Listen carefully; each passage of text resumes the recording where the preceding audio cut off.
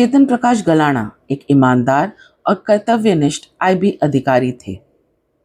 वे राजस्थान के झालावाड़ जिले के रहने वाले थे और दिल्ली में केंद्र सरकार के लिए सीक्रेट सर्विसेज में तैनात थे।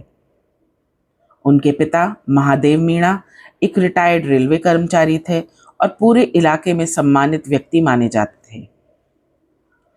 चेतन की शादी अनीता मीणा से हुई थी, जो एक सरकारी स्कूल में होम साइंस की टीचर थी। इस दंपत्ति के 2 बच्चे थे, दोनों बेटे। बाहरी तौर पर सब कुछ सामान्य और आदर्श दिखता था, लेकिन घर के भीतर विश्वास की दीवारें दरक रही थी। चेतन को संदेह था कि उनकी पत्नी का किसी और से संबंध है और खासकर उन्हें यह शक था कि उनका छोटा बेटा शायद उनका बायोलॉजिकल बेटा नहीं है। इस शक ने उनके और अनीता के रिश्ते को तनावपूर्ण बना दिया था। चेतन ने डीएनए टेस्ट कराने की बात भी शुरू कर दी थी, जिससे अनीता घबरा गई थी। इस डर ने उसके भीतर का अंधेरा और भी गहरा कर दिया। प्रवीण का शक सही था, क्योंकि अनीता मीणा का संबंध प्रवीण राठौड़ नाम के एक कांस्टेबल से था, जो राजस्थान के एंटी करप्शन ब्यूरो में कार्यरत था। यह रिश्ता स्कूल टाइम से शुरू हुआ था और शादी के बाद भी अनीता ने उसे छोड़ा नहीं था। चेतन की दिल्ली पोस्टिंग के बाद यह संबंध फिर से गहरा हो गया। दोनों ने न सिर्फ फोन और सोशल मीडिया के जरिए संपर्क रखा, बल्कि झालावाड़ में अनीता के लिए एक नया मकान भी बनवाया गया, जहां प्रवीण अक्सर आता जाता था। चेतन का डीएनए टेस्ट कराने का निर्णय अनीता और प्रवीण के लिए खतरे की घंटी बन गया। उन्हें डर था कि अगर सच सामने आ गया तो समाज में बदनामी होगी, नौकरी जाएगी और जेल भी हो सकती है।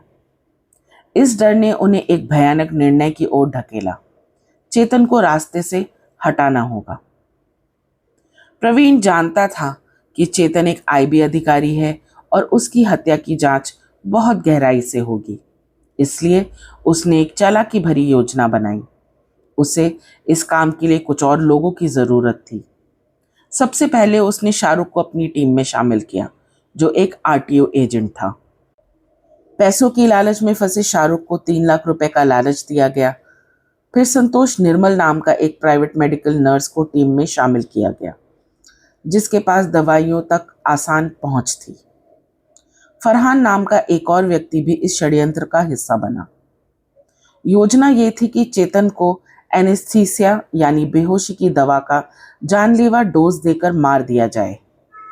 फिर उसके शव को किसी ऐसी जगह छोड़ दिया जाए जहां लगे कि उसकी मौत प्राकृतिक कारणों से हुई है या यह आत्महत्या है। 14 फरवरी 2018 को चेतन को झालावाड़ बुलाया गया।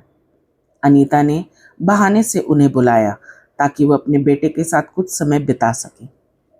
स्टेशन पर जैसे ही चेतन उतरे, पहले से योजना के अनुसार प्रवीण, शाहरुख और फरहान ने उन्हें किडनैप कर लिया और जंगल की ओर ले गए। जंगल में एक व्यक्ति पहले से मौजूद था, संतोष निर्मल, जो एक प्राइवेट अस्पताल में ऑपरेशन थिएटर का कर्मचारी था। उसके पास था केटामाइन, एक शक्तिशाली बेहोशी की दवा, जो आमतौर पर पशुओं के लिए उपयोग होती है या सर्जरी में। चेतन की दोनों जांघों में 2 इंजेक्शन दिए गए। चेतन बेहोश हो गए।